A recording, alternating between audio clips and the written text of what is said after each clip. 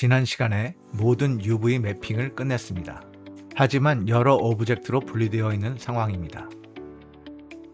오늘은 본격적인 텍스처링을 하기 전 각각의 부분을 모두 하나로 합치고 2K가 아닌 4K 텍스처를 이용해서 하나의 오브젝트로 합쳐 UV맵 정보를 바탕으로 머티리얼 슬롯을 생성하고 적용해 보도록 하겠습니다.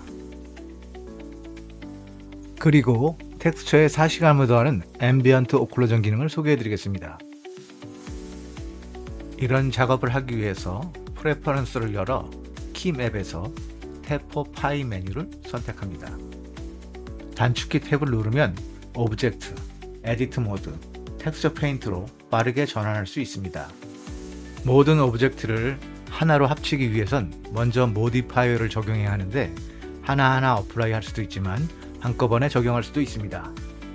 우선 전체를 선택, Shift D로 복사. 복사된 오브젝트들을 단축키 M을 눌러 새로운 콜렉션을 생성합니다.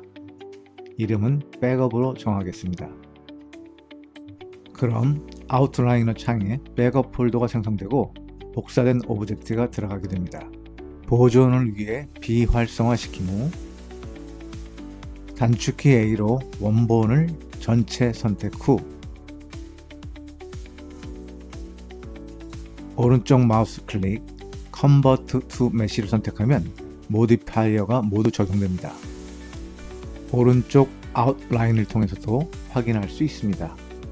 다시 단축키 A로 모두 선택 Ctrl 플러스 J를 입력하면 하나로 합쳐집니다.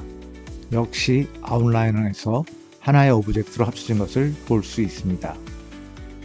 기존 2K 크기의 머티리얼을 삭제하고 새로운 4K 그리드 텍스처를 입력합니다.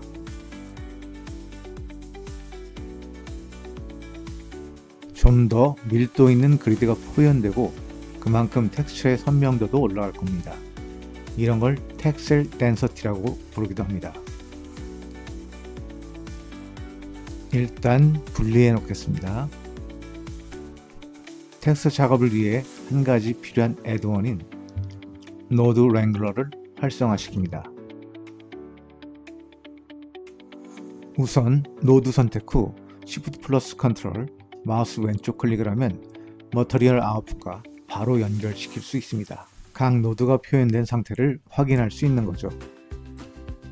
프린서플드 BSDF를 선택하고 역시 Shift 컨트롤 플러스 마우스 왼쪽을 클릭하면 다른 노드의 상태를 즉각적으로 확인할 수 있습니다.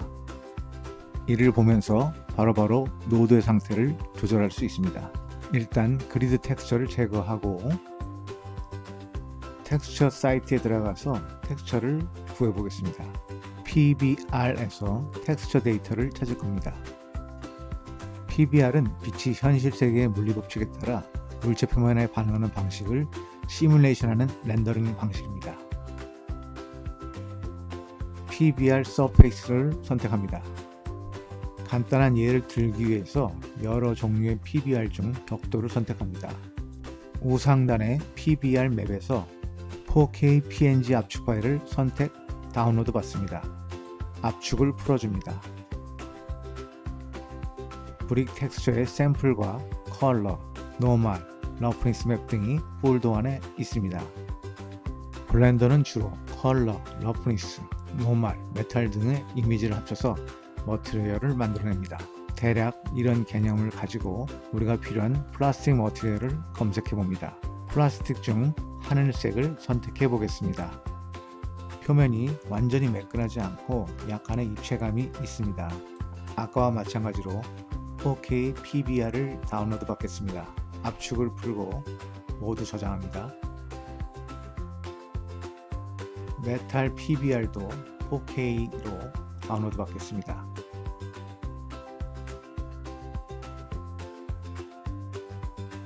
다시 카세트 플레이어로 돌아가서 머티리얼 슬롯에 여러 개의 머티리얼을 만들어서 각 부분에 적용하도록 하겠습니다. 지금부터는 다운로드 받은 여러 파일을 로드 랭글러 애드온을 이용해 불러오는 방법을 알아보겠습니다. 우선 프리서플드 BSDF를 선택하고 Ctrl Shift T를 누르면 탐색창이 열립니다. 이 중에서 컬러와 디스플레이스먼트, 노멀 GL 그리고 러프니스를 선택하면 됩니다. 그러면 자동으로 정렬된 형태의 로드맵을 만들 수 있습니다. 그러면서 동시에 텍스트의 위치를 알려주는 매핑, 즉 텍스트 코디네이터와 맵스가 생성됩니다. 저희가 앞서 만든 UV 맵이 연결되어 있는 것을 확인할 수 있습니다. 살펴보면 BSDF를 통해 컬러, 러프니스, 메탈 등은 직접 연결되고 노멀맵 노드를 통해 연결됩니다. 다만 디스플레이스먼트 데이터는 디스플레이스 노드를 거쳐 머티리얼 아웃풋에 직접 연결됩니다. 과거에는 수동으로 텍스처 이미지를 불러와 각 노드의 소켓에 연결시켜줘야 했지만 지금은 노드 랭글러를 이용해 자동으로 생성할 수 있게 되었습니다. 로드 랭글러의 장점 중 하나입니다. 디스플레이스먼트는 입체감을 나타내기 위한 방식인데 이렇듯 표현이 맨질맨질한 재질의 경우는 사용하지 않는 것이 좋습니다. 적당한 입체감을 나타내기 위해서는 노멀이면 충분하기 때문에 디스플레이스먼트 맵은 잘라내도록 하겠습니다.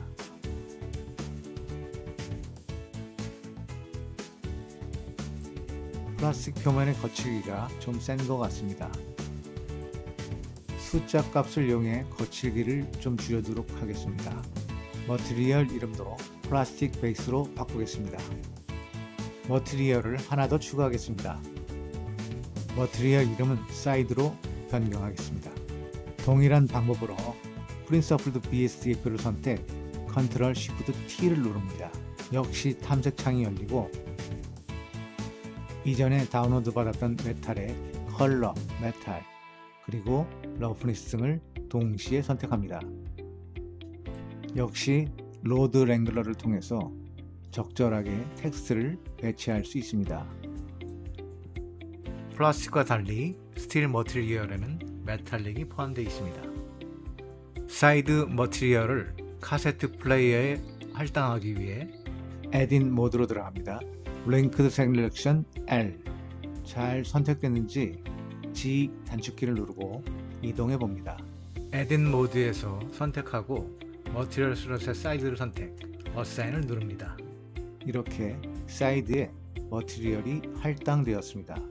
같은 방식으로 메인 바디도 플라스틱 베이스를 할당하도록 하겠습니다. 오브젝트 모드로 변경해 보면 사이드 머티리얼의 디스플레이스먼트를 제거하는 게 좋겠습니다. 메탈릭의 결이 가로가 아닌 세로 쪽으로 향하는 것이 좋을 것 같습니다. 이럴 경우 매핑으로 가서 로테이션 X를 90도로 바꿉니다. 훨씬 자연스러워 보입니다. 머티리얼 이름도 사이드 메탈로 바꾸겠습니다. 다시 에디트 모드로 들어가 L을 눌러 버튼들을 선택하도록 하겠습니다. 어사인 버튼을 누릅니다. 아래쪽 핀도 메탈로 바꾸겠습니다. 에디트 모드에서 단축키 L, 어사인, 선택 안 된 부분도 있네요. 역시 L, 어사인. 이어 잭 부분 테두리도 메탈로 하는 게 좋겠습니다. 링크드 셀렉션 L, 어사인. 역시 L, 어사인. 정면에서 보니까 높이가 약간 다릅니다. 엑스레이 모드를 사용해서 위치를 동일하게 맞춰줍니다. 오브젝트 모드로 변환해 보면 그럴듯해 보입니다. 램프 테두리도 메탈로 변환시키겠습니다. 일단 링크드 셀렉션으로 원을 선택합니다. H를 누르고 숨겨줍니다. 주변부도 단축키 L을 누르고 H를 눌러 숨기겠습니다. 링크 셀렉션 L, 그런 다음 컨트롤 플러스로 영역을 확대합니다. 사이드 메탈 머티리얼을 선택, 어사인, 오브젝트 모드. 이제 어느 정도 모양새가 갖춰졌습니다. 또 다른 머티리얼을 추가해서 만들어 보겠습니다. 뉴를 누르고 플라스틱 글래스 머티리얼을 입력합니다. 트랜스미션 웨이트를 1로 올려줍니다.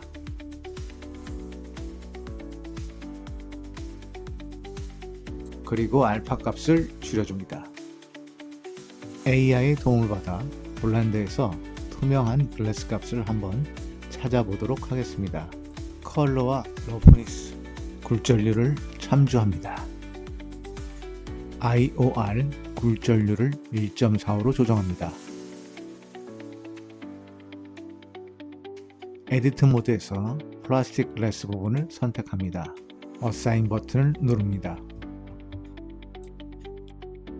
러프니스 값을 조절합니다.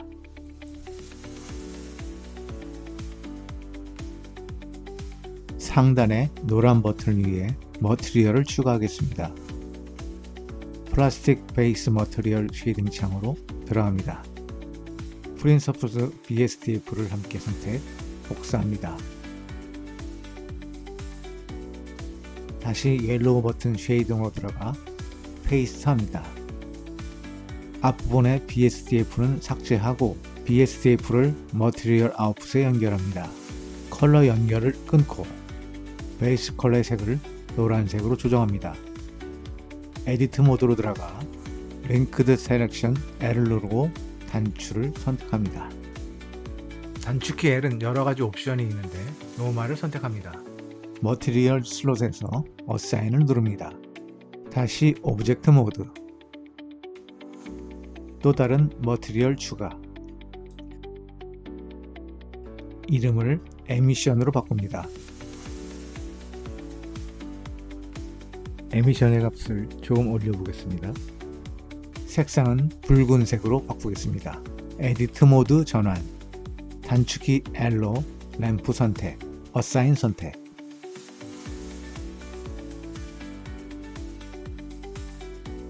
에디트 모드, 단축키 L 선택, 사이드 메탈 머티리얼을 어사인, 볼트의 머티리얼을 바꿉니다. 레퍼런스 이미지를 불러와 비교해 봅니다. 색상을 좀 진하게 해보겠습니다. 색상을 조정하기 위해 Shift 플러스 A, Hue and Saturation을 불러옵니다.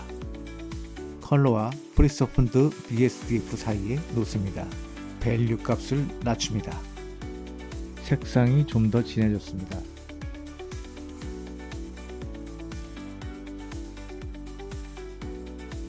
레퍼런스를 다시 살펴보면 합쳐진 부분이나 틈 등이 더 선명해 보입니다. 꽤 연식이 오래된 카세트 플레이어이기 때문에 스크래치나 흠집들도 많이 보이네요. 이제부터는 보다 입체적이고 사실감이 느껴지게 만들어 보도록 하겠습니다. Shift A, Ambient Occlusion 선택, 컬러 램프를 추가합니다. 두 개의 쉐이더를 합성하는 믹스 쉐이더를 추가합니다. Ambient Occlusion, 컬러 램프, 믹스 쉐이더를 연결합니다. 프리서플드 BSDF를 믹스 쉐이더의 아랫부분과 연결합니다. 그리고 믹스 쉐이더를 머티리얼 아웃풋에 연결하면 어떤가요? 각 부품이 결합된 부분이나 파인 홈 부분들이 좀 더 명확하게 보이지 않습니까? 노드 랭글을 이용해서 비교해보면 그 차이를 좀 더 확실히 알 수 있습니다. 컬러 램프를 조절해보면 그 차이가 더 확실히 보입니다. 이번에는 사이드 메탈 역시 앰비언트 오클루전을 적용해 보도록 하겠습니다. 플라스틱 베이스로 들어가 선택, 복사, 다시 사이드 메탈로 들어가 붙여넣습니다. 믹스 쉐이드로 연결하면 역시 버튼과 홈이 좀 더 선명해졌습니다. 플라스틱 글래스에도 마찬가지로 적용해 봅니다.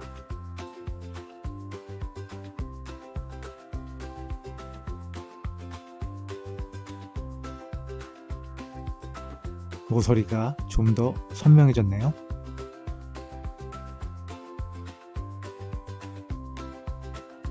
옐로우 버튼도 마찬가지.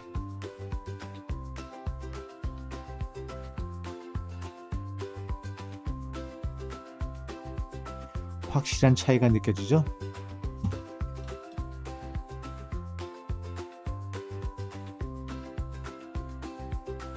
플라스틱 베이스 밸류도 0.3으로 조절하겠습니다. 각 머티리얼에 앰비언트 오클루전을 적용하면 훨씬 입체감 있는 텍스처링을 완성할 수 있습니다. 다음 시간에는 텍스처 페인트 기능을 이용해 카세트 플레이어에 얼룩을 더하고